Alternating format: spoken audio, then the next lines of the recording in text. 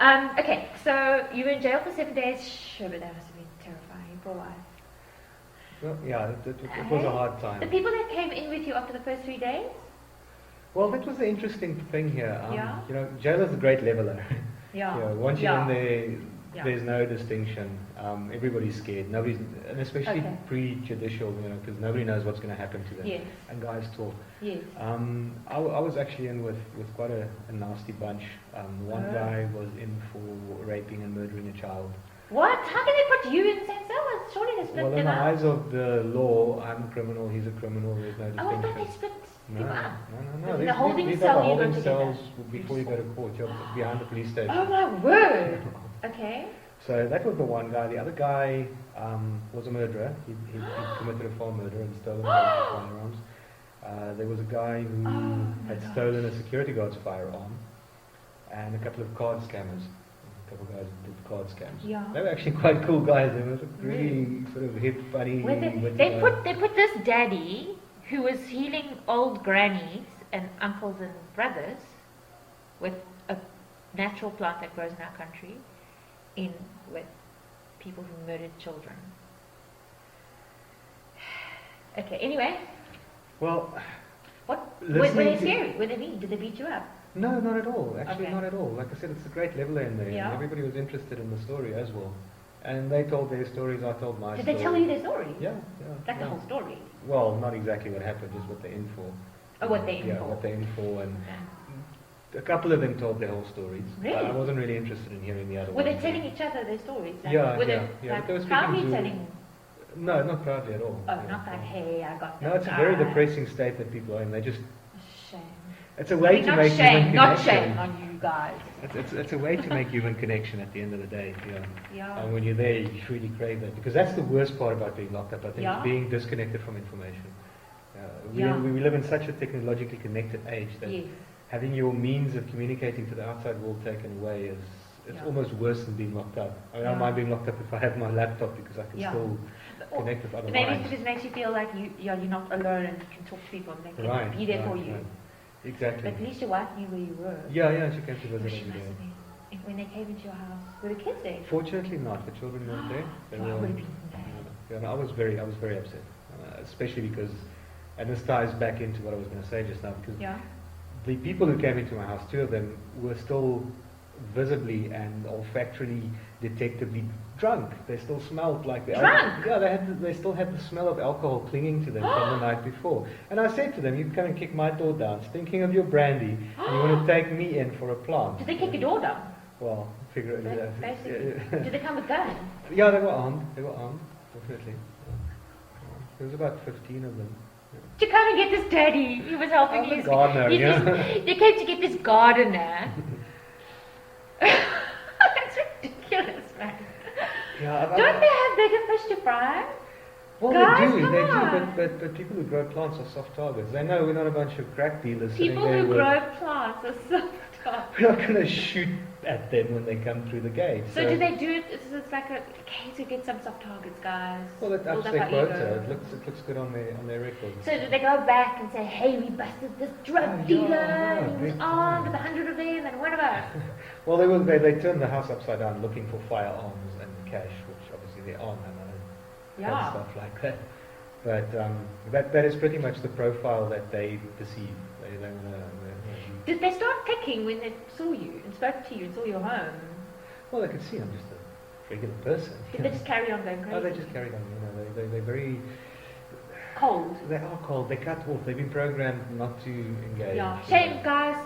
We know you have to be like that. You don't have to. You have They free do will. have to You to have free survive. will. No, they have free will. You know, there's. But they deal with, okay, don't do that to people like him, G, can be farmers. But I mean, the stuff that these guys have to deal with, they've Sure. got to cut themselves off a bit, otherwise they'll go crazy, won't they? Sure. But yeah, that touches on another issue, and that is is there such a thing as a good cop? If you willingly join an institution which you know enforces violently unjust laws, But not all the laws and cops' laws are unjust. not all of them, but they are, and there's no distinction made. Oh my god, that's a whole other story. Wait, just stop. I can't vouch for all of that Okay. now. So, Okay, we're going to have to do that at another time. right. So my message to a policeman is this. Yeah. You do not have to. No, you do not have to obey a law or an order that's unlawful. You have to start learning the difference between what is lawful and what is legal. Okay, Yeah. there's a big difference. But then they've got to go in and they've got to research, because if their big boss But says, they hey have guys, to. it's the law, you have to do this and this and this, Yeah. then they have to just do what he says, don't they? That's like what's called a cop-out. Excuse the pun. That is the cop-out. Yeah. And I posed that question to one of the policemen who took me out. I said, at Yeah. which point do you stop functioning as an autonomous human being with free will and the free right to make decisions, and you become a robot who just executes orders? But, I mean, don't they, what I'm saying is, Yeah. I understand, they've got to stay human all the time, Sure. because they're dealing with humans. Yeah. But in that world, with the stuff that they see, and the people, have you seen some of the criminals? They are like that too. They're so cold and hard. And don't they, to survive, to protect their own humanity, don't they need to turn cold like that? And then to kind of I'm like sure, a robot, yeah. just to deal with what they have to see. Yes, I do. I do It must be understand hard that it's switching back it's a and defense forth. mechanism for them, for sure. But again, I'm saying you're going into this with open eyes. Yeah. You're going into this with open eyes. Nobody.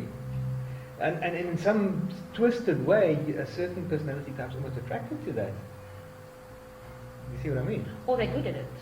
Or they're good at it. Naturally And who's good. going to be good at shutting down their emotions naturally? So we're dealing with hurt people hurting people. That's the bottom line.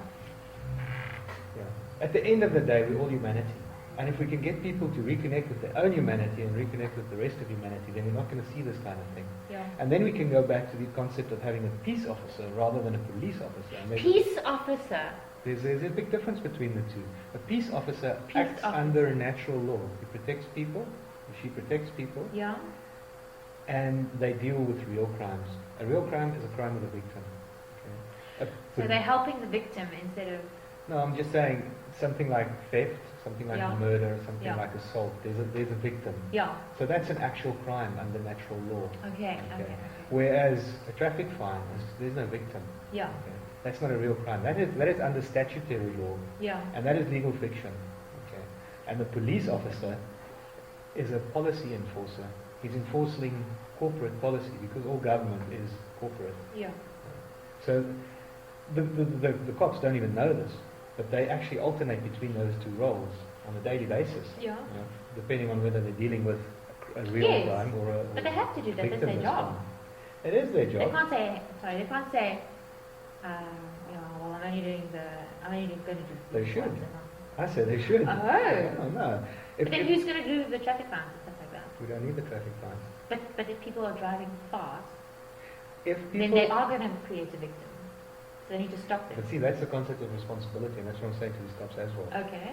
If we act in unlimited liability as sovereign human beings, and we take full responsibility for all our actions, then we do not drive too fast because we know there's no out. I am liable for my actions. Therefore, I know that I If pay only attention. it was like that.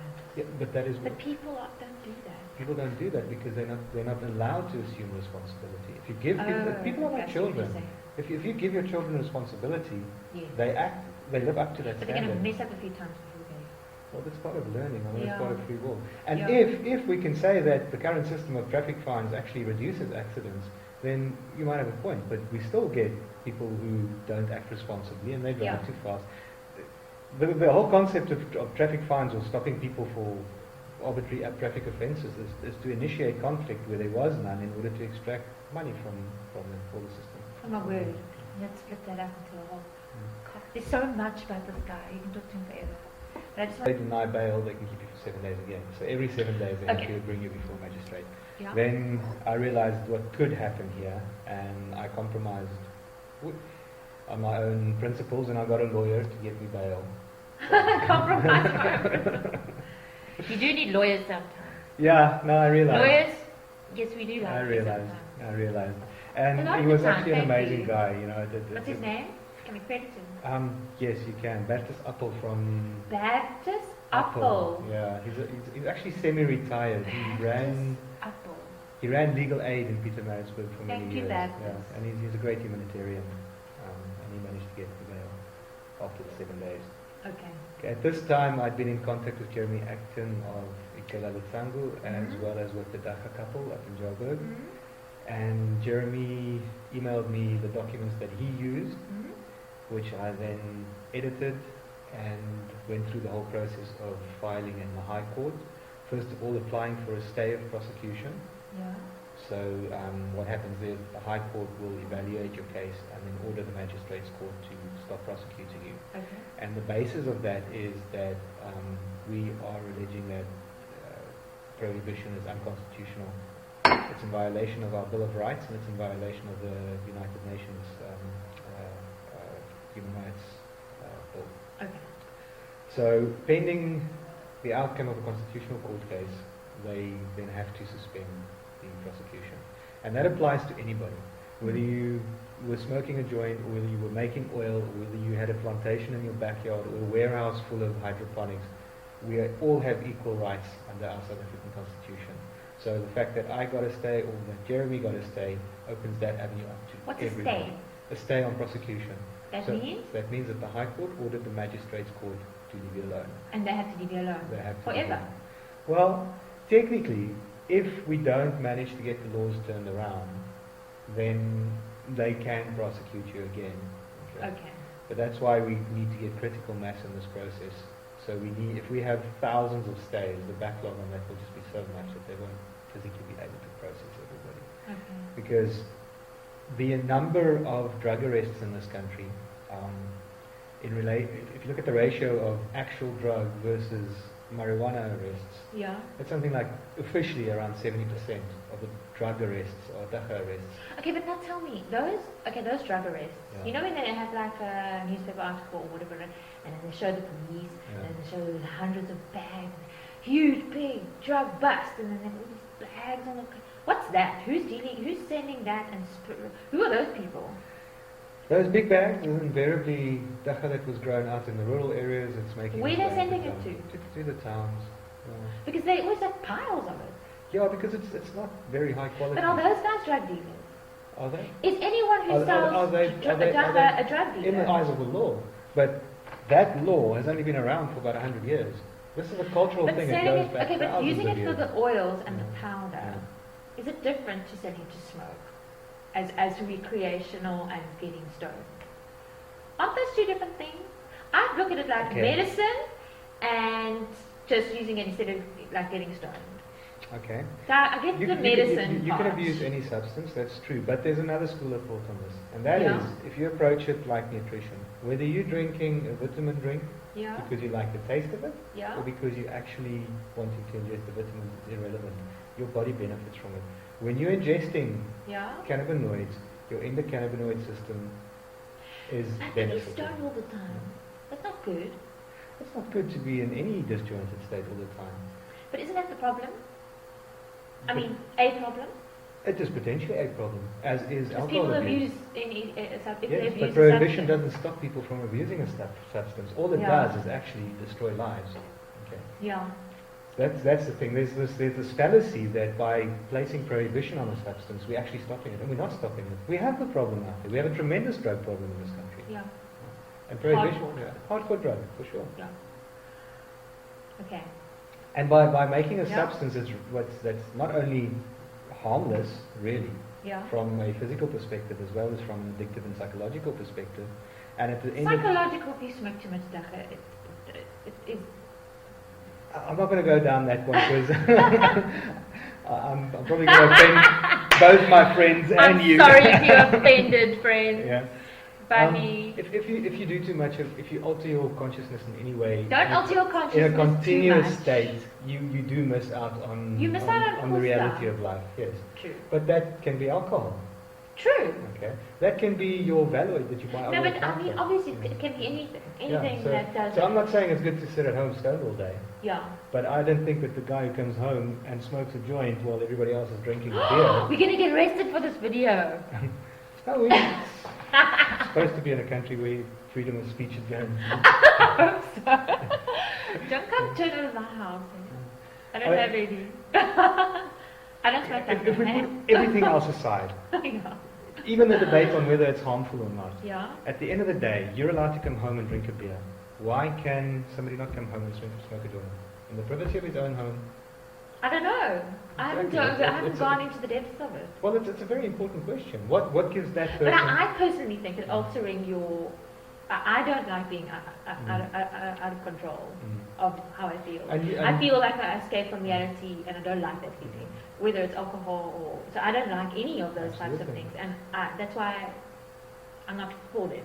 Any of them. Right. But do you oppose them? Because I will fight for your right not to be able to. If somebody's really stoned and they're talking to me or drunk, I'd rather talk to them when they're not. Well, the same here.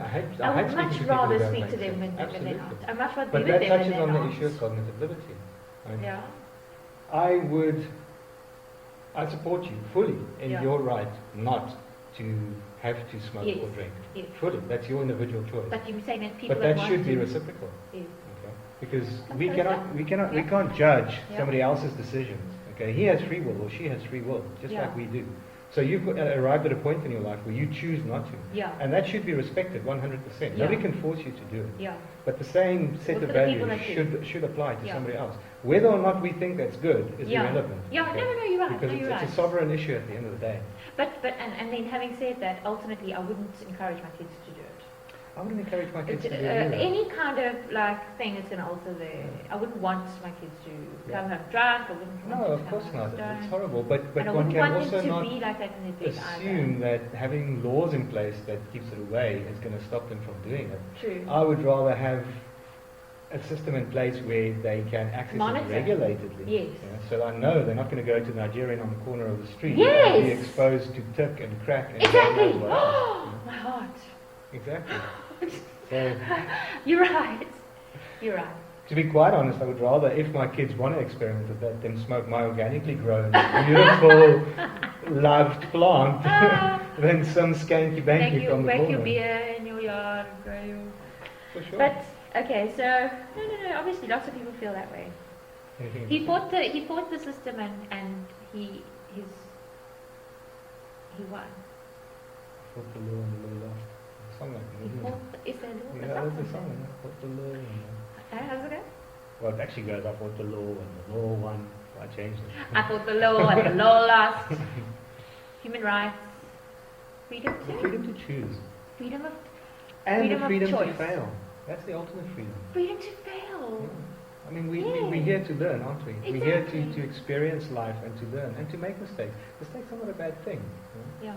They make us losing yourself or someone else. Well, that's okay. That comes down to universal law, and that is I think the governing principle of my life, and I strongly feel that is what our entire society should be structured under. Universal law says this: you're free to express yourself in any way you wish, provided you do not hinder another or obstruct another person from expressing themselves in any way they wish. And to me, that sums it all up. Yeah. Some people reduce it to say, do no harm, but that's open to debate. Yeah. I think it's a question of expression. We know we have free will. We've been granted free will, free choice. Yeah. And we can express that in any way we choose. If we want to drink arsenic into our own bodies, that's our point. That's something we want to do. If we want to preserve this body as the wonderful thing that it is, that is our choice. Having said that, there are people who do need protection for a while.